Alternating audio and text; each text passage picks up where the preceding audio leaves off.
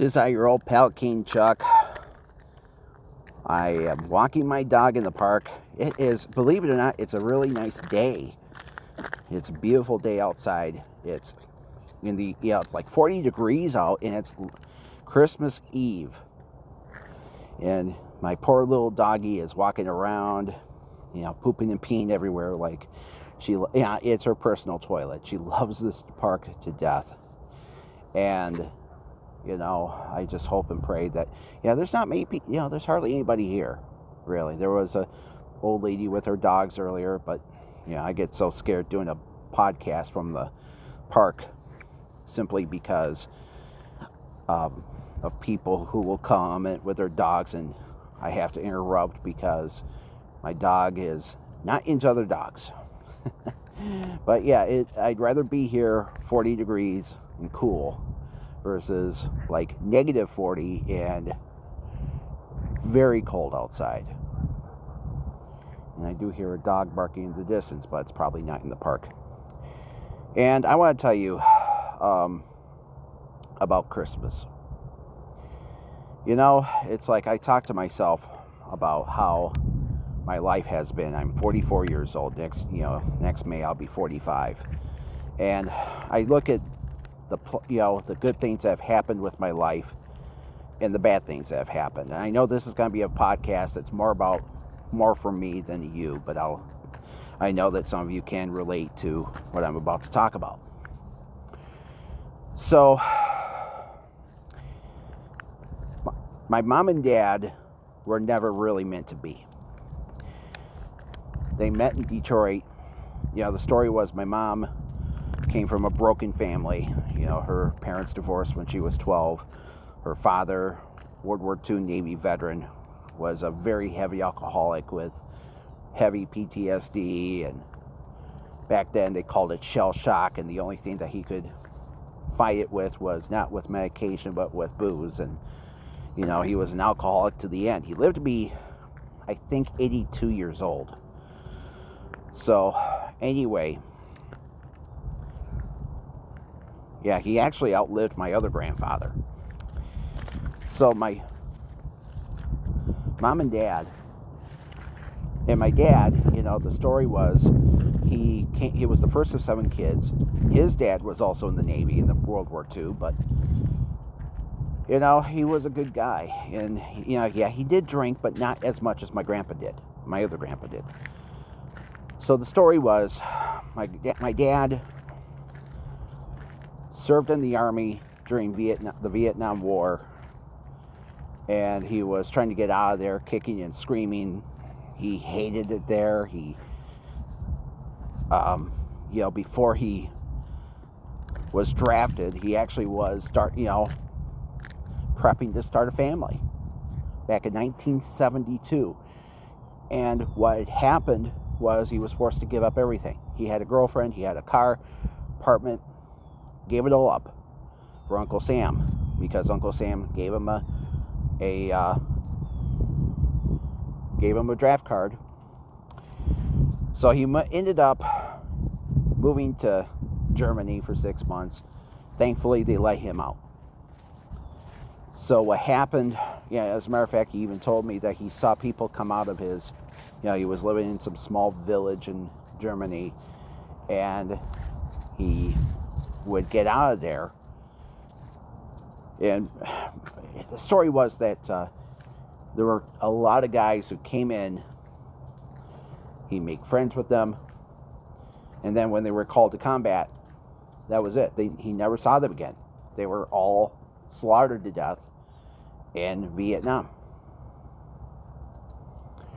So anyway, my dad came back, to Detroit.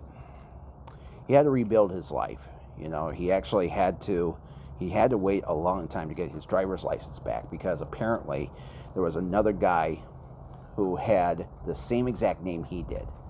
And this guy had a ton of infractions, and they ripped his license. So he actually had to fight to get it back. He had to prove it to the state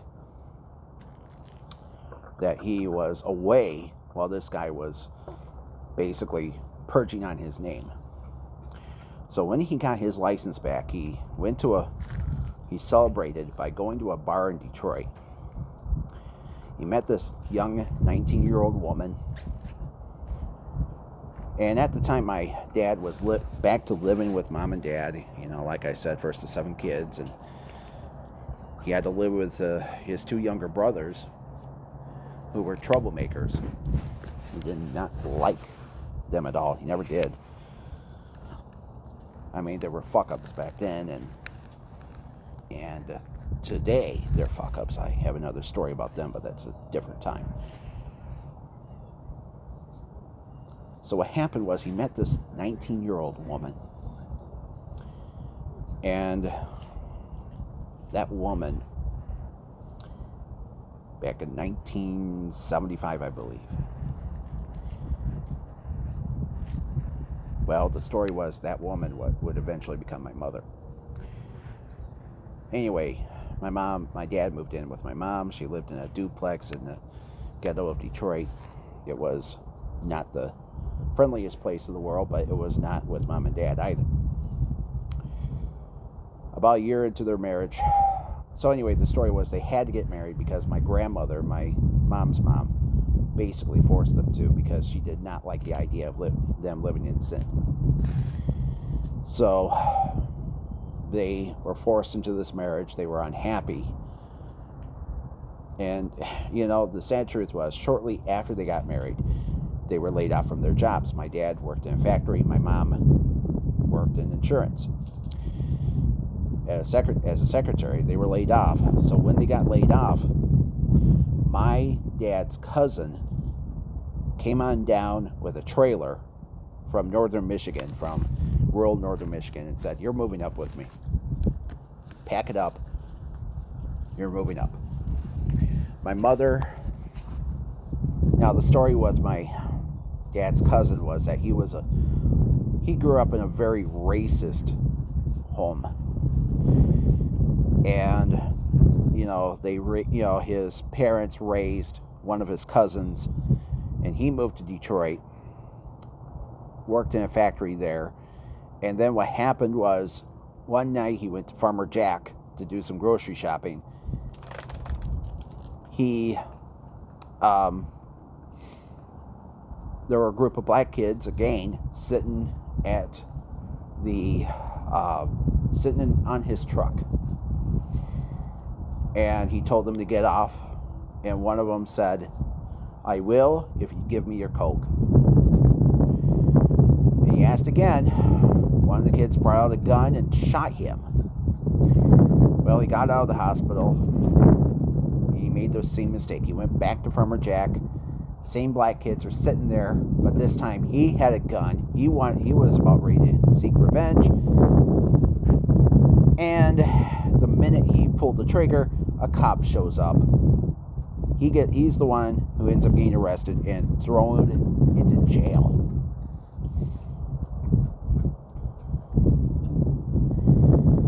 And he ended up going to jail for years. He ended up moving back up to northern Michigan. He now lives I believe he lives in Harrison, which is a town in, like central Michigan. When my aunt passed away many years ago, he showed up at my aunt's wake when she passed away, and he actually told the story. And he was a vile piece of shit by saying, "Well, how come they say it all the time and I can't?" And of course, that's the N-word. And I'm like, "Hey, asshole." Mentally, I was like, asshole, it's people like you that further don't want me to be here. I mean, this wake was more for my cousin and his wife, who were devout Catholics, who basically forced their religion onto people. And I'm like, something, man? It also made me hate that side of the family even more. So anyway, my mom and dad, they moved to northern Michigan. They had to find different places. So they moved around a few times. They lived in an apartment with my,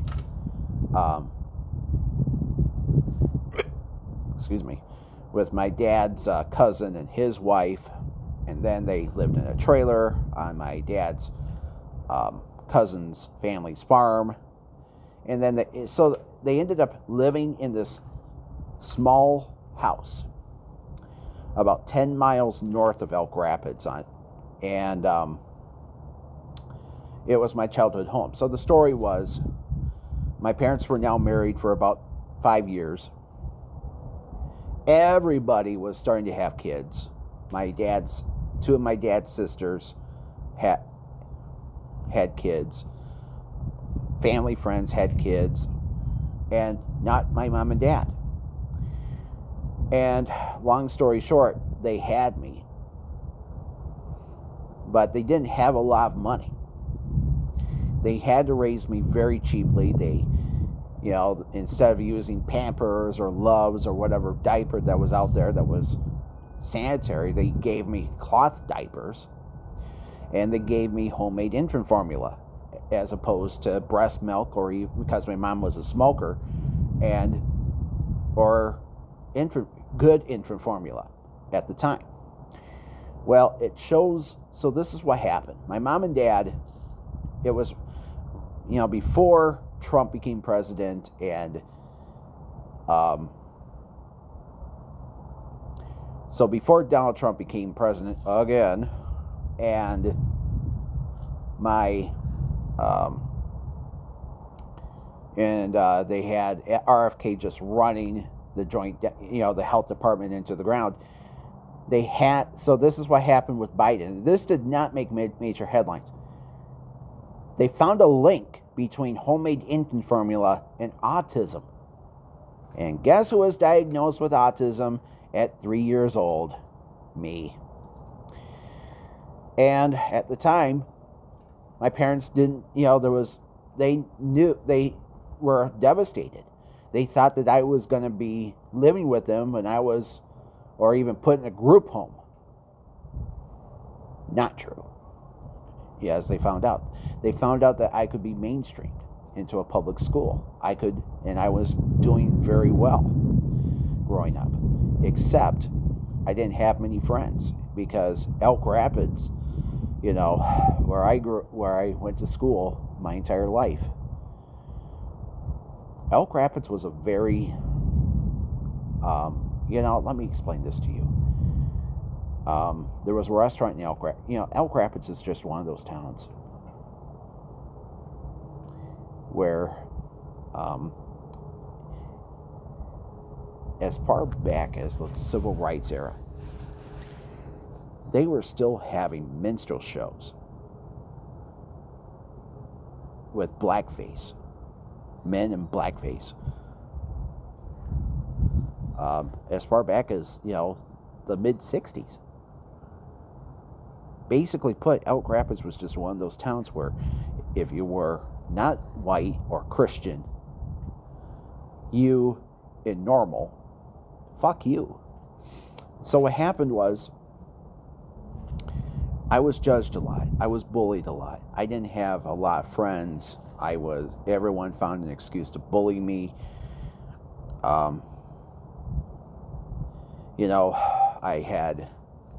I probably had more bullies than I had friends, and people who refused to stand up to me and fight me, and not fight me, but defend me. Well, anyway, things were only going to get worse. So the story was, my dad became a bus driver for Elk Rapids schools, and my mom worked as a secretary at a factory. And what happened was, my mom and dad, they divorced. So the long story short was that my mom, shortly after I was born, got her tubes tied. She didn't want me to have brothers or sisters like my dad did. My dad did, first of 7 kids, nor my grandfather, who was also the first of 7 kids.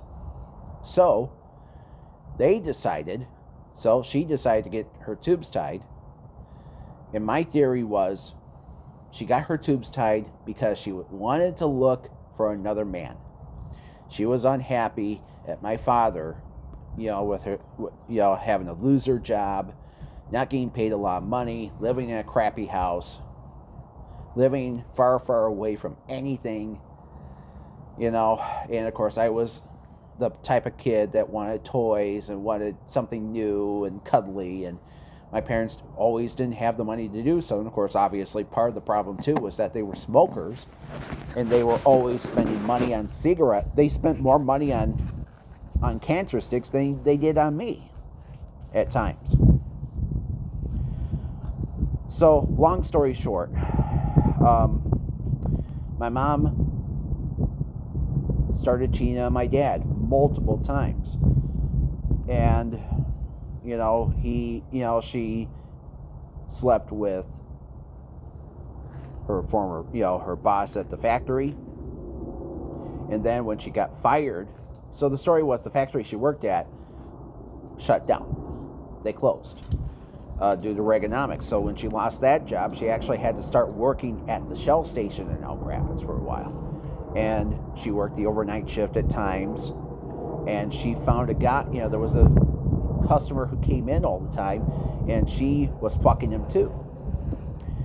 Well, obviously the Shell station didn't pay jack shit. So long story short, she worked at a few different places over the years, and she ended up working at this little factory in Traverse City. So what happened was she met this asshole. And this asshole, he came from a somewhat well-to-do family. His dad owned a machine shop in Mansalona, but he was also an alcoholic. And his wife drank heavily while she was pregnant with all four of their kids. The youngest of the four kids, their daughter, had ended up having severe mental issues as a result. So, long story short, so anyway, my mom, sorry, my dog got stuck. Yeah, you got stuck, didn't you? Yeah, my poor dog. Jeez, she is such a character. So, long story short, so anyway, my mom finally thought she found the man who could replace her husband, my dad. So, May 18th, 1993, my mom was late coming home from work. I had a hunch that she probably got pizza or something. Nope. As a matter of fact, at about 5:30 at night, she had a convoy with her. And in this convoy was this asshole and the woman she worked at the Shell station in Elk Rapids. Her name, by the way, was Susan Herzog Summers. And if you lived in Elk Rapids 30, 40 years ago, you probably remember her. She was the big, ugly, fat cunt that worked there. She was the store manager. So basically, they created a system. So anyway, long story short, my mom, they had me come out to the living room. My mom announced, it was my dad who told me this, that they had filed for divorce. And I had to pack up my bags. It was scary. And my mom told me that now we were going to live with Susan. And I didn't even like Susan before the divorce. Because I had this really nasty phobia against overweight women. Because there was a girl at my school, her name, and as a Howard Stern fan, how ironic this is. Her name was Wendy, and like Wendy from the Stern Show, of course, she used to be Wendy the retard. Now she goes by Wendy the slow adult. She was fat. She was stupid. I mean, I could have sworn she repeated kindergarten a couple of times. And what happened was, she had a really bad flatulence problem. she farted constantly, and it people joke that she probably wore a diaper because she farted and shitted so much. And it's like, I even remembered her stepdad coming to our house during a garage sale that we had, and he actually got a Styx tape from us. Styx, the shitty 70s butt rock band. And so the story was, this guy looked like he was a meth head. He wore the guy wore, looked like he had only 3 teeth. And he said, "Yeah, I'm Wendy's stepdad." Fuck you, asshole. Oh, Jesus Christ. Get the hell off my property, you piece of shit. Anyway, long story short. So back to my story. So Susan was a very disgusting person, to say the least. And so this guy that my mom was working with, he was coming to the apartment a lot. And my mom, I even remembered they were drinking, this was how 1993 of me saying this. They were drinking Zimas and laughing and carrying on. And, I'll tell you something, during divorce, in any divorce, everyone loses, especially the kids. And being an only child, it hurt me the most. And of course, living in a town where everyone knew Susan, and we learned the hard way, especially my mom, that Susan was a really nasty person. So the story was, I would go, the old saying, dirty old man, that describes people who are, really into porn and naked women. Susan was the dirty old woman. So the story was, so we stayed at her house. It was an upper flat, blocks away from the main business district of Elk Rapids. It was like a Victorian style home. And what happened was, the apartment we stayed at it was 2 bedrooms, 1 bathroom, and the kitchen did not work at all. It was like appliances from like the 1940s. And Mom and I actually had to buy a hot plate from Kmart so we could have dinners. So what happened was, my mom and dad, and what was funny was, the house itself, the apartment itself, did not have heat. Yeah, the only heat in the entire house was in Susan's portion of the apartment. Anyway, I should have told you that Susan, so what happened was, Susan had like gay porn throughout her entire house. She had Playgirl magazine and stuff like that. And we would learn that Susan would invite guys over on Saturday nights and have sex parties with them. She would even buy tons of lingerie, because she thought that deep down in her own mind she was sexy, and she was a big 400 pound bitch who was living in a fantasy world where she thought that she could be sexy, and she wasn't. And what was even worse, back to the issue of heat, one of the reasons why my mom left my dad was because of a really foolish decision that he made. My dad, so the story was, my dad was very cheap. In 1988, my mom and I and him went to see my grandmother, who now lived in Phoenix, Arizona. We came back. The house had no heat. The furnace stopped working. And So in the middle of the night, we tried to, I guess what happened was my mom and dad tried to call the HVAC guy. He came over, said the furnace was toast. I mean, it was, the furnace was probably 30 years old. And it was just time for a new furnace. It would have cost my dad $6,000. Ouch.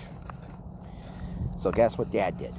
He ended up just simply so the house had a wood stove and said, perfect. Use the wood stove instead of buying a furnace. So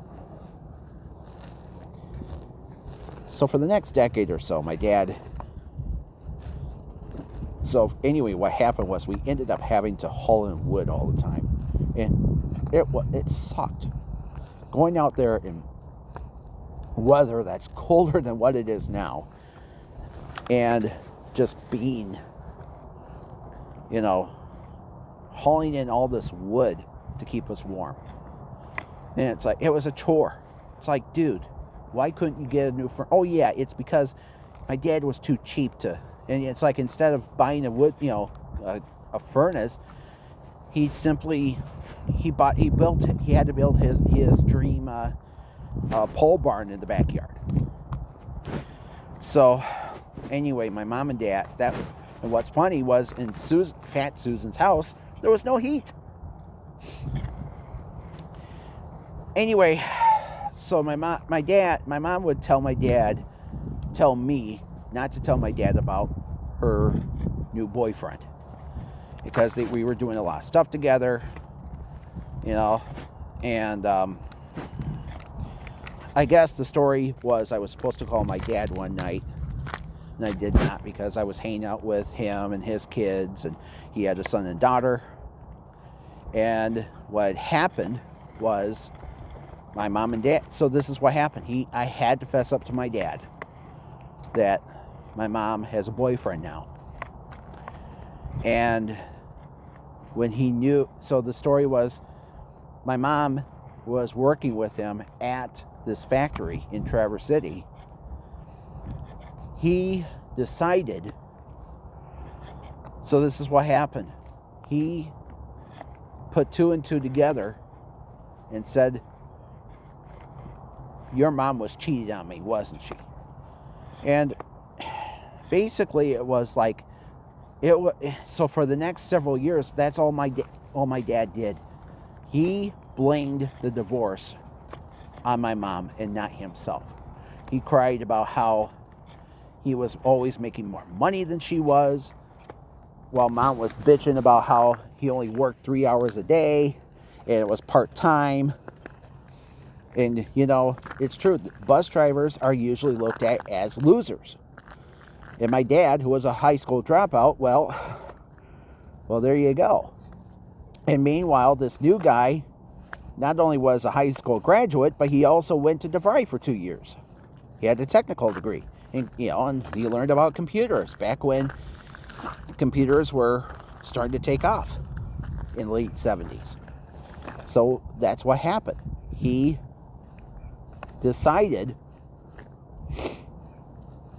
So my mom thought that this guy had a future, while my dad, he was just gonna sit in the, take multiple naps per day, and, of course we didn't have cable because we lived way out in the boonies.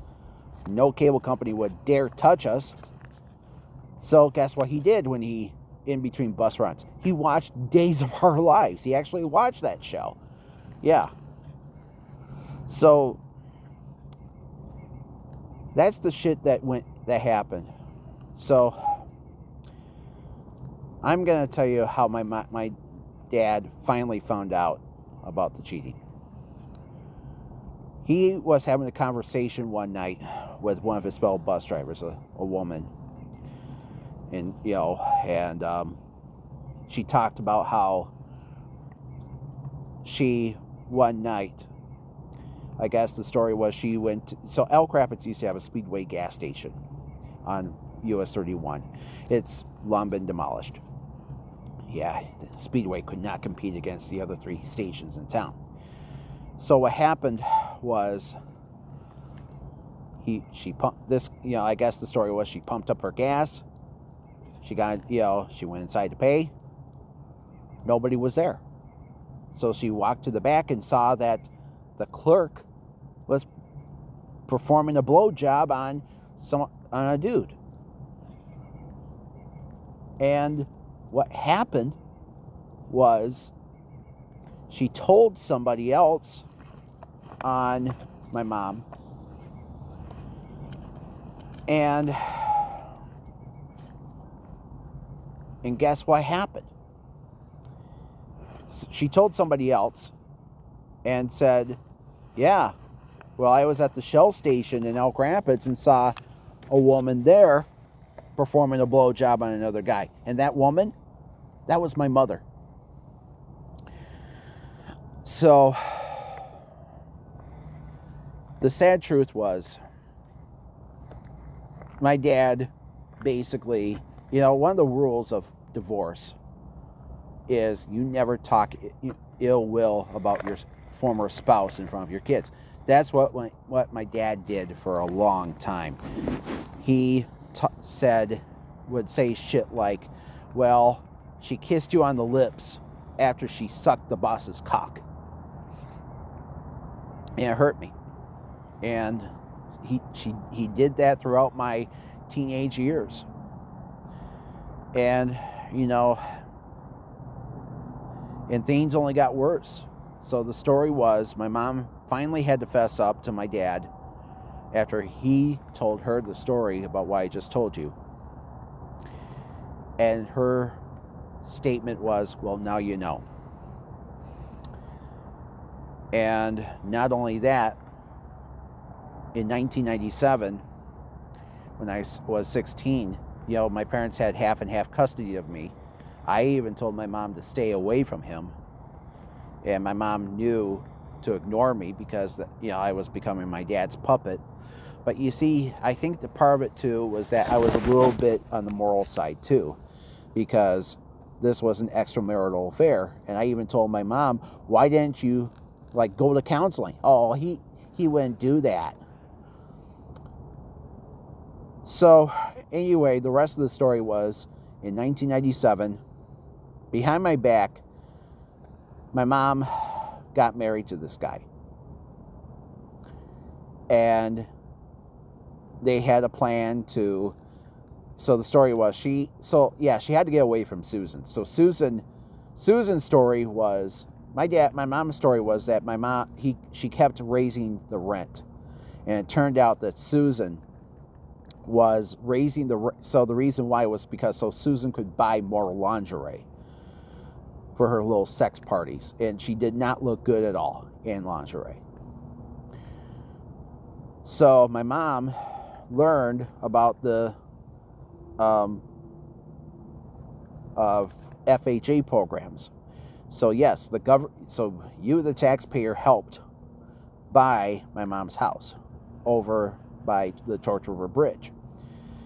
And so we lived there for a while, and then my mom, when she got married to this dickhead that I didn't even like, it was like, it really hurt me that my mom chose him over me. So this is what happened. It finally got to the decision. My dad actually told me, if you decide to live with this asshole, then it's a slap in the face to me. And that's exactly what happened. I had no choice but to live with Dad full time, whether I liked it or not. So what happened was, so the rest of the story was, I ended up living. So not only that, my mom made a really fatal mistake. So the divorce agreement said that my mom had to live in the Elk Rapids school system if she had to move. Well, guess what happened? She and him and his kids ended up buying a house in the Mansalona school system. Yeah, fucking Mansalona, which is, if you compare Elk Rapids to Mansalona, it's like Mansalona is like, it is so sad and depressing that, I remembered when I was a senior in high school, there were like, in Mansalona, it was like half of all the girls there in Mansalona High School were all pregnant because there's nothing to do there. And of course, obviously, they can't afford condoms or too embarrassed to buy them. So, anyway, I noticed that with this asshole, my mom was turning into a whole different person because of him. Because he was ultra conservative. He was, the type of guy who loved Rush Limbaugh and loved every right-wing bullshitter out there. And what happened was she started saying a bunch of shit that didn't even make remote sense. And as a matter of fact, she even admitted that she listened to Dr. Laura one day. Good old Dr. Laura Slutzinger. Little Miss, morals, and yet she spread her legs in front of a camera years ago. And she was another bitch who told everyone, how come black people can say the N-word but not me? Yeah. So anyway, what happened was Dr. Laura Schlesinger had an argument with a teenage girl about divorce, and she said, well, you don't have a say in all this. Yeah. Anyway. So the rest of the story was, my senior year in high school was only going to get somewhat. So anyway, the story was my senior year in high school only got worse. Like I said, I was bullied all my life in Elk Rapids schools, and, I had more bullies than I had real, honest, goodness friends because of my autism. And during senior prom season, nobody wanted to date me. None of the girls at my school liked me. So guess what my mom did? It turned out that there was a girl so I went to two schools in the afternoon at Elk Rapids. I went to Elk Rapids High School in the morning, and night, in the afternoon, I went to the Career Tech Center, TBA. Apologies, I got a plane flying over me. So what happened was my mom hooked me up, only made things worse for me. She kept hinting that maybe I ought to start dating bigger women. And, it's like saying shit like that to me reminds me of what happened to Harvey Weinstein. Harvey was bullied even by his own mother. Even my dad blasted me for being too fat. Still does. And what happened was they were saying the same shit over and over again.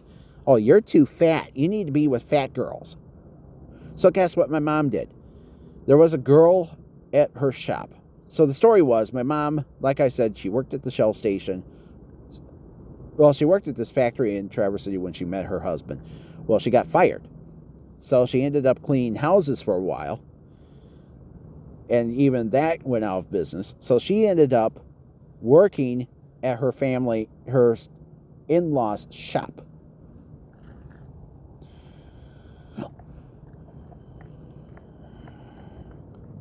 Yeah, there's a dog behind me. I hope our executive producer doesn't end up getting with a fight with it. Anyway, so the rest of the story was my mom. What happened was my mom was now working at the in-law shop, and there was this asshole there whose stepdaughter. It turned out that his stepdaughter also went to TBA. But here's the problem. This family was absolute white trash. They lived in a trailer with another trailer in their backyard with its roof caved in because they were too cheap to remove the old trailer. And it shows how idiotic people of Mansalona really are. So what happened was, without even truly looking at her, I accepted her as my prom date. And my mom even said, yeah, well, she's a little chubby. And then I finally see her. She's as fucking big as a refrigerator. So basically put what she was doing to me because of her ex-husband. She was basically telling me that this is the type of person who you will attract. And not only that, it was like all my bullies working together again, pointing and laughing at me. I took her to the prom, and it's like people gave me weird looks. And it was all because of this stupid stepdad and his family shop.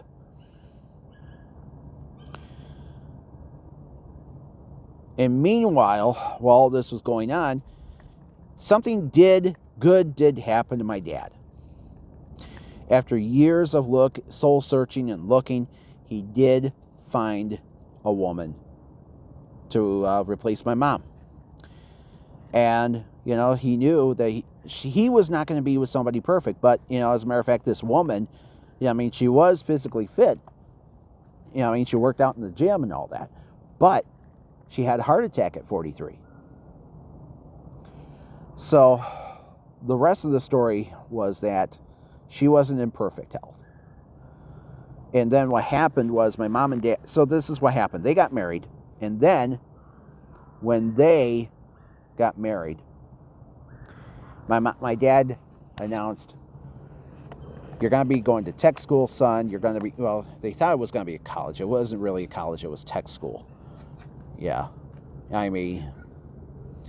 I'll say this, So anyway, I was going to go to this little tech school in downstate Michigan called the Michigan Career and Technical Institute. I went there. I was going to go there, and my dad was like, we're going to be moving to Kentucky. So my dad had this old friend of his who was a nasty drunk, and he convinced my dad and his new wife to move down there.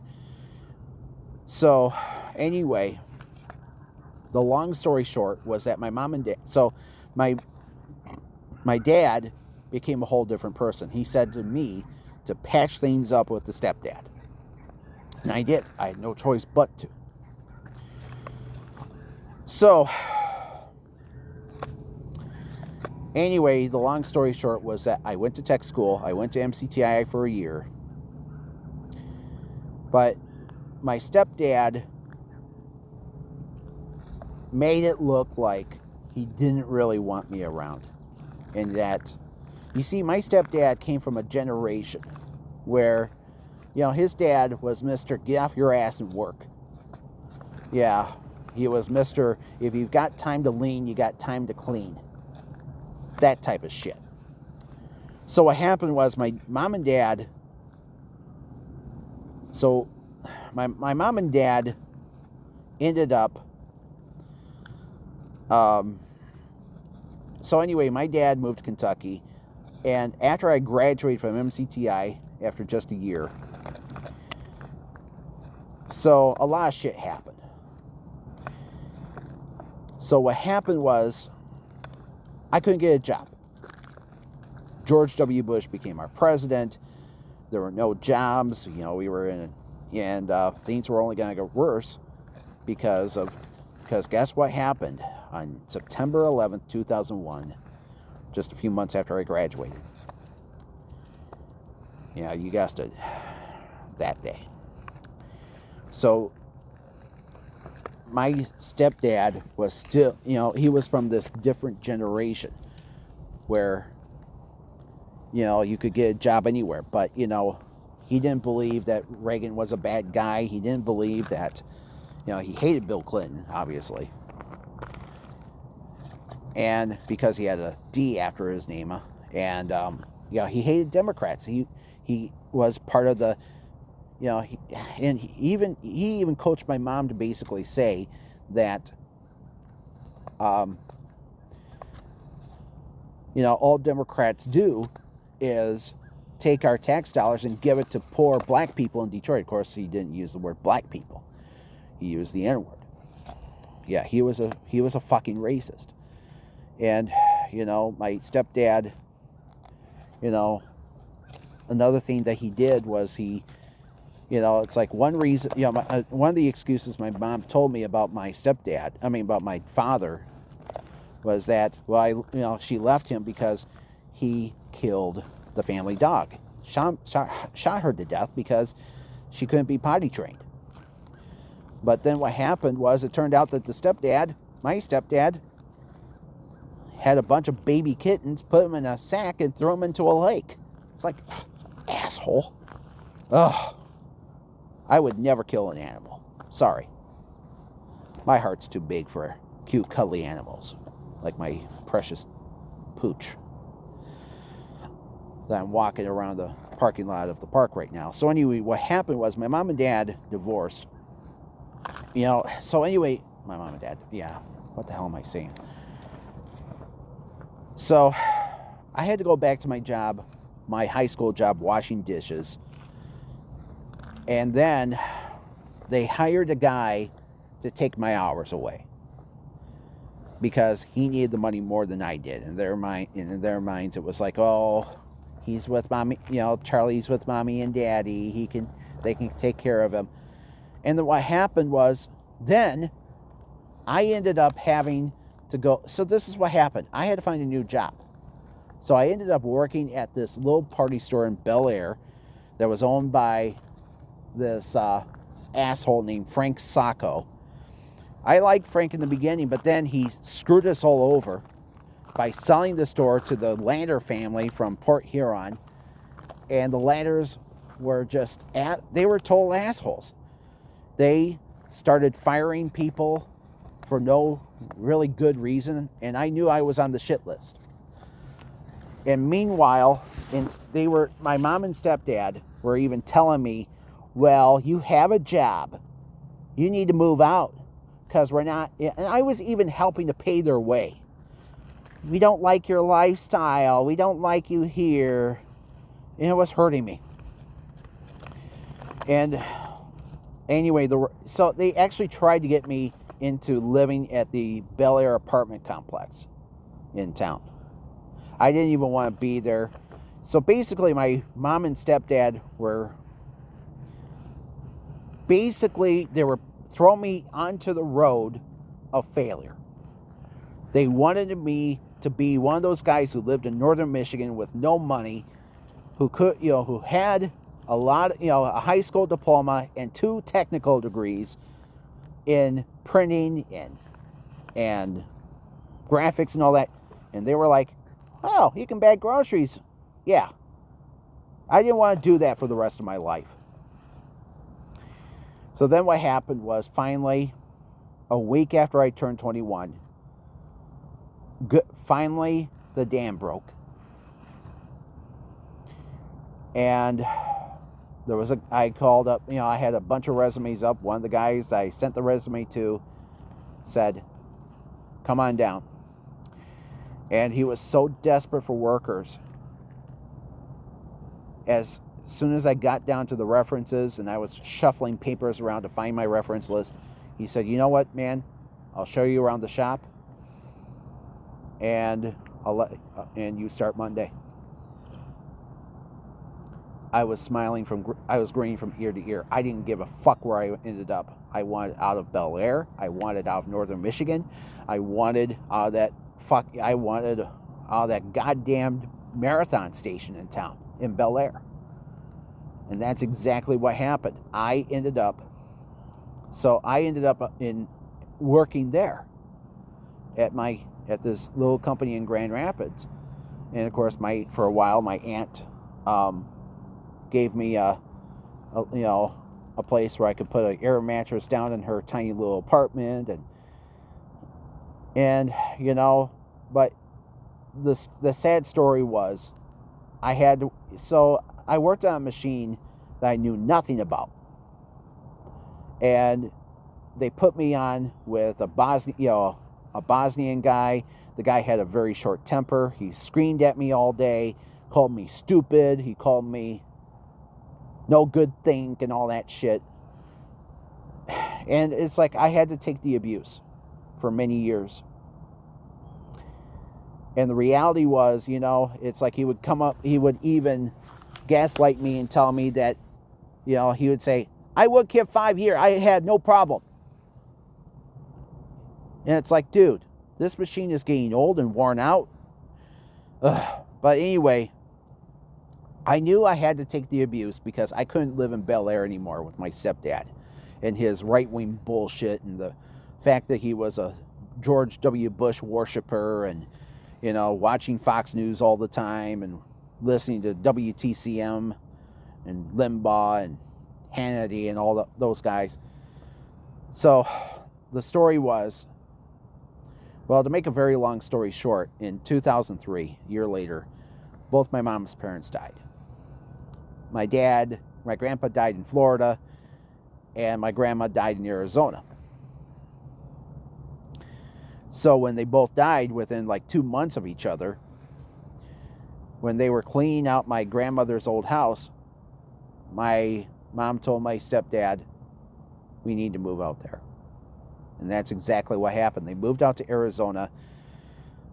They packed up the moving van and got out of Bel Air, and now I had no parents to look up to in Michigan anymore. And it's like, you know, I was blessed that I still had my aunt here in Grand Rapids. I had family in Detroit. I had my grandmother. That's what kept me in Michigan. It was that. And meanwhile, I was also, you know, I was like, you know, it was like I was also gaslit at my job. And the gaslighting was that, apologies, my dog needs up in the car. Yeah, she's getting cold. So anyway, so the story was that my mom and dad did not live in Michigan anymore. And it kind of broke me. And so it hurt me. It did break me a lot. And meanwhile, I was this company. The good news was I got a raise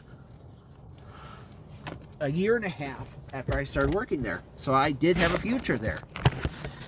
But then my boss, who was another right-wing asshole, started telling us that instead of raises, we were now going to get Meyer cards if we produced enough product on time. And so that's what happened. And I really started to hate my life. You know, and things only got worse as the years went on, and my boss didn't give me raises. I would see my mom and stepdad once a year in Arizona. But yeah. And I was telling myself, you know, I will hopefully get raises over the years. It didn't happen. The raises stopped. Because my boss was a total asshole and he didn't give two flying fucks about me, you, or anyone else. So what happened was,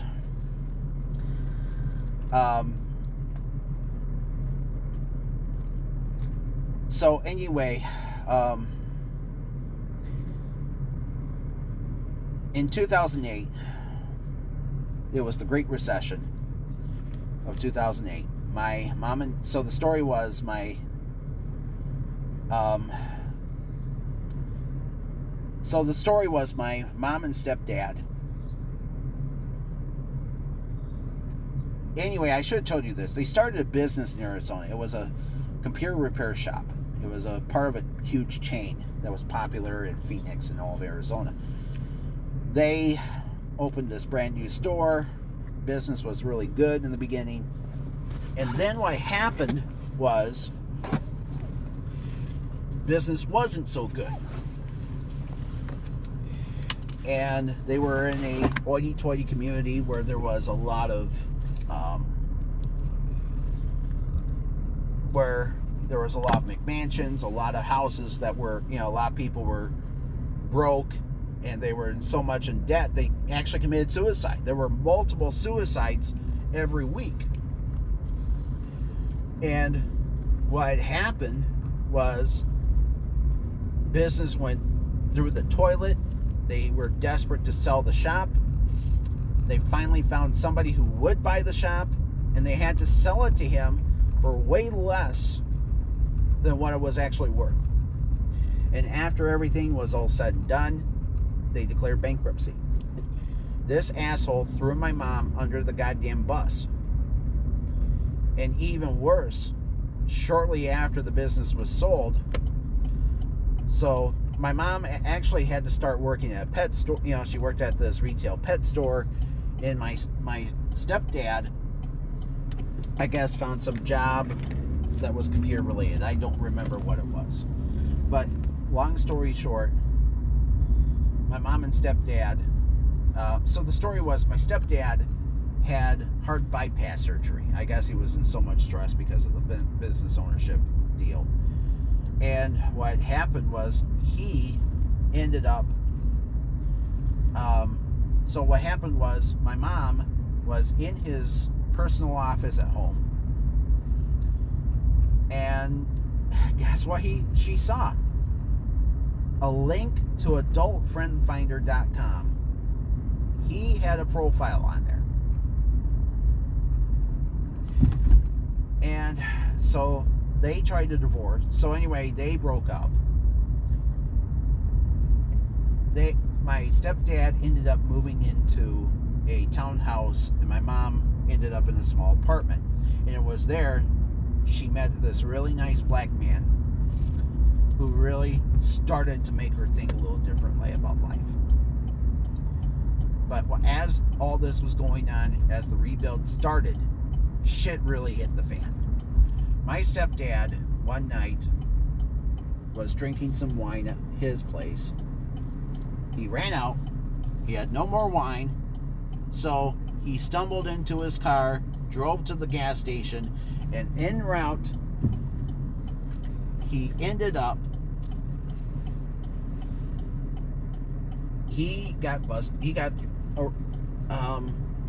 what happened was he was pulled over by the cops.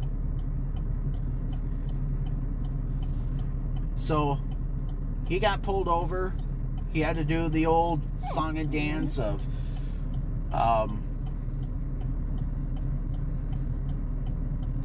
course, obviously, he had to do the song and dance of the breathalyzer test and the walk in the street line test and the hokey pokey and all that. And he did not, so he ended up having to go to jail. He ended up in holding. He used his one phone call on my mom. He was in tears. He begged for forgiveness, and because she was a holier-than-thou Christian, my mom was like, "Oh, I forgive you." So anyway, so the funny thing was, my mom took this asshole back. She moved in with him. She ended up, so things were cool and groovy for a while he was, having to breathe into a tube to start his car. And while he had to, he actually had to go to jail for a few weeks. He had to be in jail a couple of weekends, And what's funny was my stepdad was a Joe Arpaio guy. You know who Joe Arpaio was? He was the sheriff of Maricopa County down in Arizona. He was the asshole who basically forced people to take out people of color to prove that they were American citizens, and it was a direct violation of the Constitution. Yeah, he was about ready to go to prison. And guess what happened to him?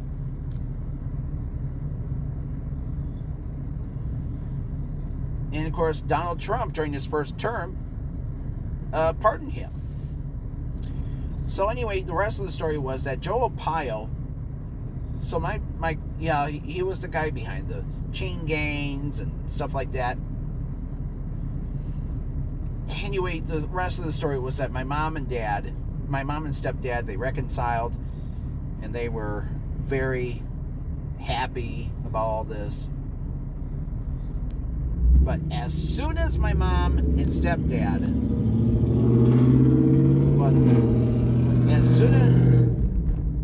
buy a Cadillac Escalade, and it's got some spoilers on it. Jesus Christ.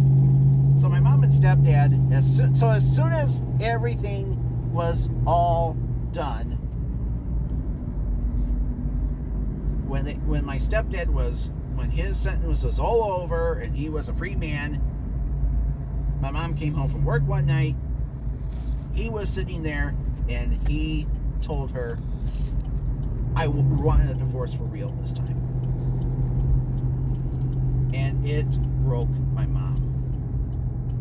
It turned out that he was seeing somebody else again. And so they split up for real. She went back to the apartment complex. She found the same guy who that she was seeing the last time. And they became boyfriend, girlfriend, and he ended up marrying the total dipshit that married the lady who was the homewrecker. And the rest of the story was that my mom and as time went on, my mom and stepdad started seeing each other less and less, and he became a bigger asshole. And long story short, he ended up leaving his ex, that lady. He ended up marrying somebody else. And what was going on was that he became more and more of an asshole conservative because of Donald Trump. And apparently he and his whole family had some Jesus experience. So what happened was my stepdad became a bigger asshole as time went on. So the story was, several years ago, my stepdad's father dies. Yeah, he had a heart condition. And so what happened was my stepdad went up for the funeral. And what happened was so this is what happens. My former stepsister was not there. And the reason why was because she admitted. So the story was, in 2019, she gets into a very serious car accident. And she ends up with brain injuries. And she has a hard time getting a job. She can't drive a car. And her life has not been the same, unfortunately. So she ends up... So she was actually in a mental hospital on the day of the funeral, and while she was there, guess what my stepdad said to her on social media? See you on the other side. It's like, hey, get a job. You are a loser. It's like, what the fuck is wrong with you, asshole? It's like this guy never had an ounce of fucking compassion in his life for other people. He didn't even have compassion for me, even through my years of suffering financially because of the fact that I, was not even getting paid a livable wage. And I lived in a town that had, that looked at me like, well, this guy doesn't deserve a job. Yeah, this is the Grand Rapids way of thinking, folks. This is what happens when you live in a town that's as red as Grand Rapids in West Michigan. So this is what happens. My stepdad would make, so it's like my stepdad was always Mr., you know, if you're a right winger, then you're my friend. Everything that came out of Rush Limbaugh's mouth is gospel. And it's like, okay, asshole, explain to me why Rush Limbaugh died of lung cancer years after he told his listeners that that there's no link between rab rats and cigarettes and lung cancer. And he died of lung cancer. So this guy just showed the world, you know, he dragged my mom into bankruptcy. He basically forced me to get a job. He almost forced me to stay in Bel Air where there was no jobs whatsoever. I had to find the very first job company that would actually hire me, and it turned out to be a place of suffering for years. The only good thing I can tell you about my ex-boss was that he was actually forced to retire, and then his business partner took over the business, and he started giving us raises. I was able to pay off my credit card debt. I was able to, you know, and eventually I ended up buying a house. Of course, I had to do it with my dad, and sadly, my father, even my dad, is a bit of a mega prick himself, but, you know, he needs me. Honestly, he needs me because of the fact that he's had multiple surgeries over the years due to his bad back, and I've had to skip work because of him. But he definitely does need me more than I need him. But I'll give him the benefit of the doubt. He got me out of that shitty apartment after years of being bullied by people who said, "Why do you still live here?" Well, look at the housing market, you assholes. Anyway, so I want to try to wrap this up. I mean, I've been rambling now for an hour and 7 minutes. So, a couple of weeks ago, so this is the point about my stepdad.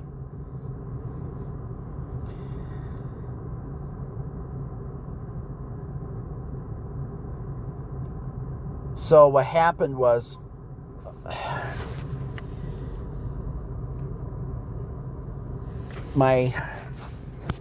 so I was at work a few weeks ago. My machine was down. I was working on a different machine. I was having issues. And what happened was, I was fetching a woman who set up my machine that I was working on. And I have a smartwatch. I have a Samsung smartwatch. And my mom sent me a text, and I read it right away. It said, "Hi, I just want to let you know that your stepdad, your former stepdad, had a massive heart attack last night and died." I was floored. But, there was a part of me that was shocked, but there was some good shock in there too. I was kind of happy he was gone because he hurt me and my mom in the long run. And I mean, in the beginning, yeah, he was kind of a cool guy, but he turned out to be a right-wing prick because of his the way he was raised by his alcoholic dad, and even his dad was a high school dropout. It's like, hell, another thing I hated about my stepdad's family shop, was the fact that they're anti-union. Yeah, they actually said, if you bring a union in here, we're going to fire you. So, the sad story was, I wasn't too sad that he was gone. He treated his children like shit. Basically, especially his daughter, because his daughter actually had something that he did not have, and that was a sense of consciousness. The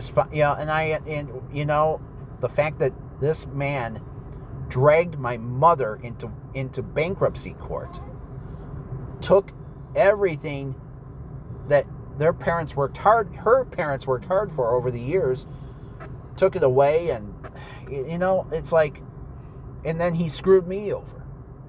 it's like partially because of him, you know, he ruined my self-esteem. He, you know, his family shop hooked me up with a fat bitch who, you know, who instead of getting me laid would take me to a church, this fucking little backwoods church, and they would scream and yell in tongues, and it's like, yeah. And it led to me starting that section of my website many years ago called the Dane page, where I simply said things that I probably shouldn't have said, like, I will not date fat girls, I will not date a girl who smells like ass, and shit like that. I don't remember what it says on there, and I don't know if I even want to remember all that. But the reality is, you know, I have always wished for years, you know, I think about the things I'm thankful for, that I overcame. And I know, and it's like the only person who really helped me along the way was my father. Even though, yeah, we don't see eye to eye politically. He, unfortunately, has fallen into the same rabbit hole like my stepdad did. You know, and what's funny was that once upon a time, my own father voted for Obama. He loved Obama. But then Donald Trump came, but, you know, he was crying that Obama only cared about black people and, you know, gays and all that shit. And that working white people didn't, you know, were not in his priority list anymore. But here's the thing, folks. It does bother me that I look at my dad now, and he's now almost a carbon copy of my former stepdad. And, you know, and the sad truth is, you know, it's like this. It's like when I was a kid, I wanted everything. I wanted a Nintendo. I wanted CDs. I wanted the coolest and grooviest gadgets because I was, you know, that's who I was. Yeah, I was a 90s kid. But now, it's like the gifts that I get now is the gift of karma.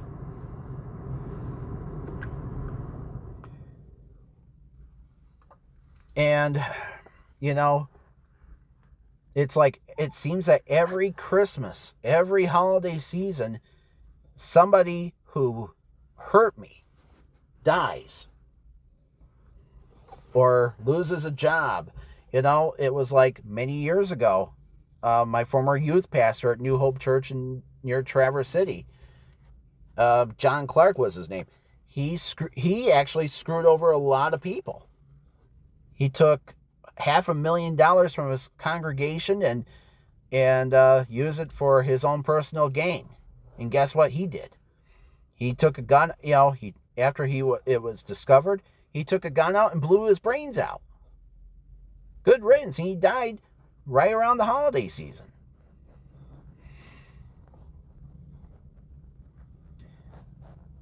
And you know, and it's like, I even laughed my ass off, you know, many years ago when this asshole named Tom Devitt died. He didn't die, but he lost his job at KLT. Tom Devitt was the asshole responsible for, you know, getting Smitty fired from Rock 105 and 95.5. You know, he told, you know, Smitty blasted him on the air for, you know, ripping his show off. So he decides, okay, let's find a list of their sponsors and play this audio bit, mix some shit together and say, oh, this is what Smitty does on his show. He plays songs about women's cunts. That was not true, folks. And, you know, it not only did he screw him over, he screwed me over. Because many years ago, I used to post on this thing called the Michigan Radio and TV Buzz Board, and he was one of the guys who posted on there as Dale Motel. And Dale had a heart-on towards me. Because guess what happened? Tom got fired from working at this station in northern Michigan called The Zone, which was a precursor to Rock 105 and 95.5. He got fired, so he ended up having to work in Michigan's Thumb because he was so bad at what he did in northern Michigan. And instead of working on his stuff, he'd just go around and bully people online. And I was one of his victims. I had no choice but to quit because what had happened was he convinced everybody on the buzz board that I was a bad guy. He talked behind my back, and everybody talked behind my back. Yeah, it's like, this is a huge reason why I'd rather have no friends than to have people harass, people who only pretend to be my friend. And I know that was one of the worst things about my father. He pushed me to make friends at school, even though it's like the only people who seemed to like me at school had no intelligence. And, and I wanted to tell him, even now he says that he wishes that he never listened to his cousin and moved up north.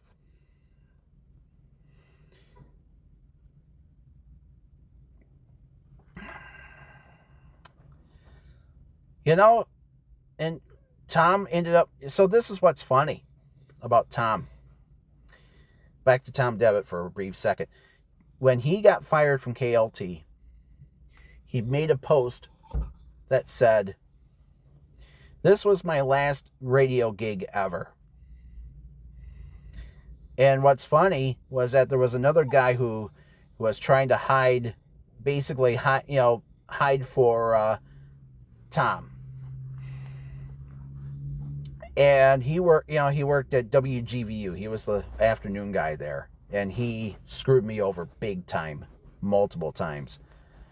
And this is what he said the same exact thing. This was my last radio gig ever. And it was like, yeah, well, WGVU, when they were that stupid real oldies format, they had no sponsors. Nobody wanted to give them money.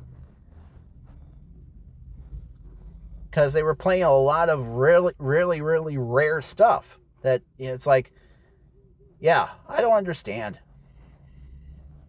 And it was all on frickin' AM, too. Jesus Christ. Yeah, it's like, I'll bet you that nobody under the age of 80 listened to that station. Anyway, I can go on and on, folks. But, I try to tell myself, I'm 45. Folks, I'll be 45 in a few months. Well, about half a year from now. And I know I need to move on with my life, and I need to realize that, the past is the past, and it's time to move on. But one thing I need to tell you this is the funeral. And the funny thing is, my stepdad's family has invited my mom and I to pay our respects when the funeral happens, and they're expecting it to be either this spring or summer.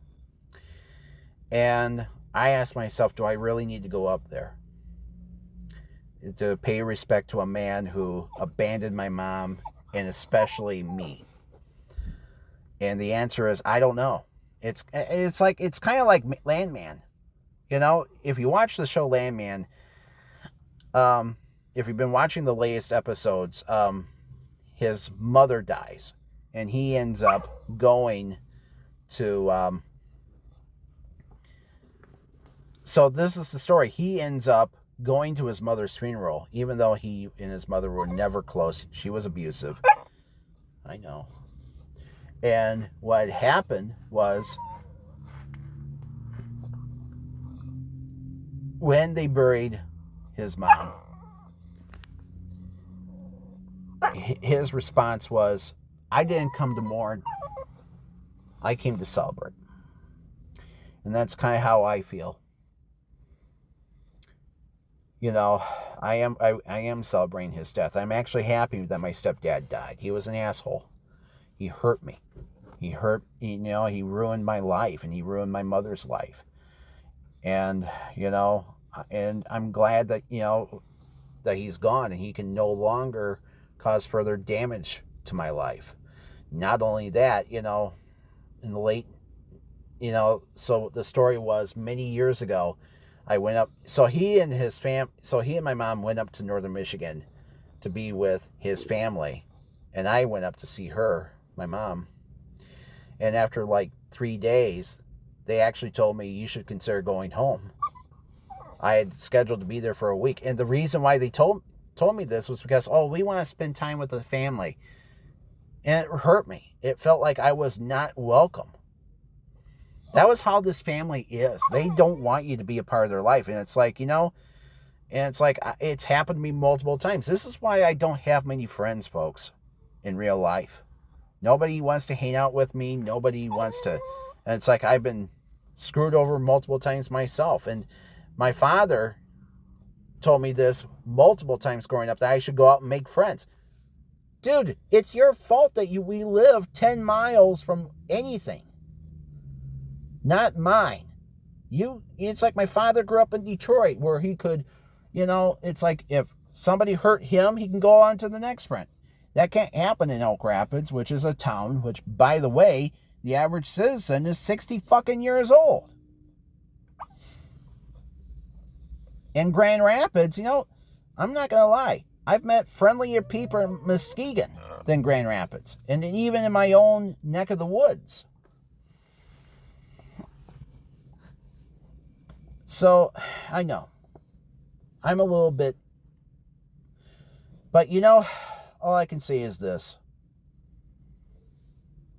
My stepdad is gone. He ain't coming back. I don't know if I want to really pay tribute to him or not, but it is what it is. He ain't coming back. And if I do go to the funeral, yes, I'll celebrate. And it is what it is. So, all I can say is I really hope that he'll be in the same spot in hell as a lot of really nasty people go to. Maybe he can say hi to Charlie Kirk for us. Yeah, it's like, I'm actually happy a lot of really nasty people died this year. Kirk was another one. So, I mean, there was some good things about this year. Yeah, we're stuck with Trump for another little bit over 3 more years, but I think next year will be a great year. There will be a blue wave, and people will say au revoir to Trump. I hope, and that's why I'm hoping will happen. So, anyway, so that's basically my favorite Christmas gift of this year so far. The fact that my stepdad is gone. And I'm pretty sure he ain't in a land of halos and angel harps and angel wings and all that shit. I think it's, people like him don't deserve that. So I know a lot of you I know this was a personal podcast for me. And I've gone on for almost an hour and a half. And I got shit to do. So I hope each and every one of you who is listening will have a Merry Christmas and a wonderful New Year. I think this might be the last Bee-otch of the day of the year. Maybe next. Yeah, I gotta start doing Bee-otch of the year pretty soon. And I'm pretty sure I think you and I know who it's gonna be. So anyway, I'm in the Aldi parking lot. I gotta get shopping. My dog is begging me to, whining and crying and all that. So anyway, I'll be right. So anyway, yes, I will be having a very Merry Christmas this year, and I hope you do too. So, 'tis I, your old pal, King Chuck. Good day and good luck. And for my executive producer / dog, Merry Christmas and a very happy holidays to each and every one of you.